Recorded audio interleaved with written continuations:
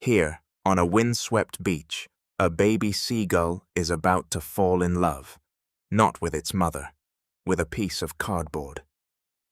In the 1940s, a scientist named Tinbergen noticed these chicks peck a red dot on Mum's beak to beg for food. So he made fake beaks, just cardboard. The chicks didn't care.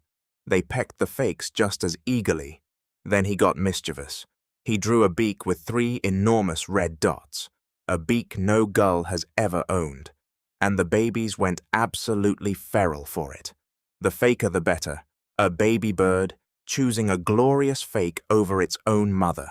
Remember that, because in about 4 minutes, you are going to look exactly like this bird. The gull is not alone in its poor judgment.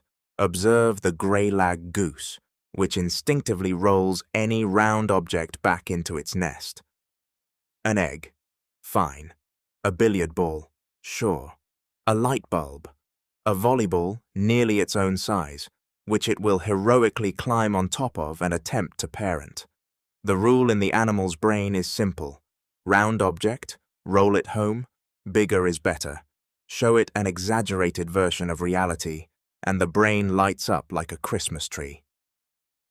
Scientists have a name for these turbocharged triggers, supernormal stimuli, which brings us, at last, to the most overconfident animal on Earth, the human. For hundreds of thousands of years, this creature foraged for salt, sugar, and fat, which were rare and precious, so its brain learned to crave them desperately, a sensible survival strategy, until the human invented the supermarket. Now the calories are infinite, but the ancient brain hasn't gotten the memo. It still hoards like it's starving on the savannah.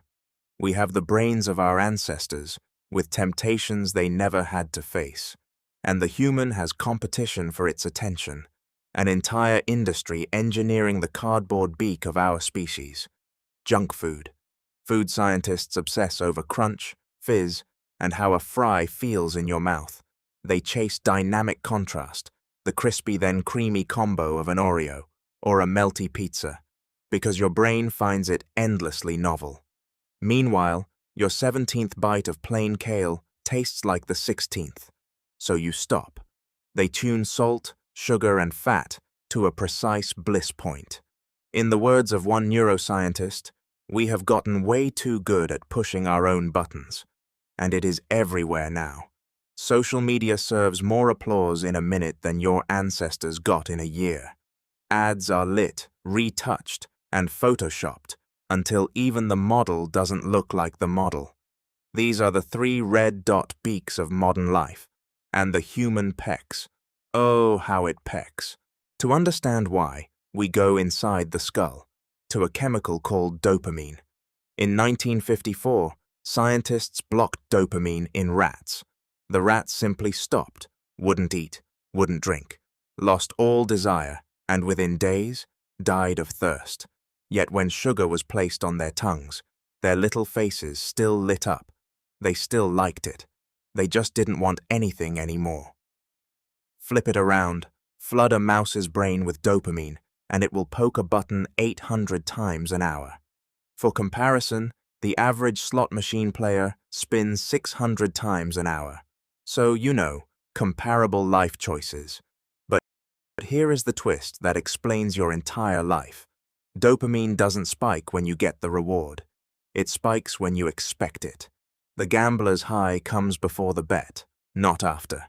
The craving fires the moment you see the cue, not when you finally cave. It is the wanting, not the having, which is why Christmas morning is somehow better than the gifts, and the daydream of the vacation beats the actual airport. Your brain devotes enormous machinery to wanting and almost none to liking. Desire is the engine, always. So if you cannot delete the craving, the trick is to hijack it. This is called temptation bundling. Chain something you want to something you should do. One engineering student rigged his exercise bike so Netflix would only play while he pedaled. Stop pedaling, show pauses. He bundled the want, the show, to the need, the workout, and tricked his ancient brain into craving the gym. Genius, and only mildly unhinged. You make a habit irresistible by stapling it to something your brain already chases. So here we are, two animals. The gull pecks cardboard, you peck glass. The difference is that you, magnificent specimen, get to choose what you teach your brain to want. So the only question that matters is the one this episode leaves you with. What exactly are you pecking at?